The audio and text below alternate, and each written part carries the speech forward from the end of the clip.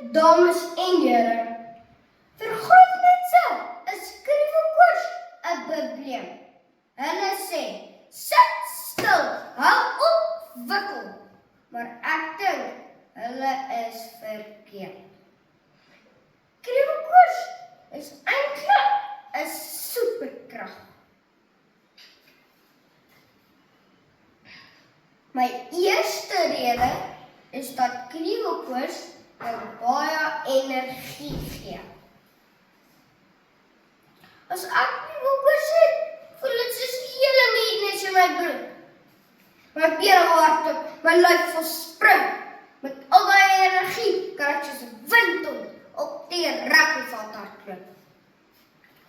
My tweede rede is dat kriewelkoors jou baie dapper maak. As ek moet voor die klas praat, voel dit so sknappers in my maag. Maar dit beteken net, my hart is reg vir 'n groot avontuur. Superhelden voel ook senuweeagtig, maar hulle doen dit nog steeds.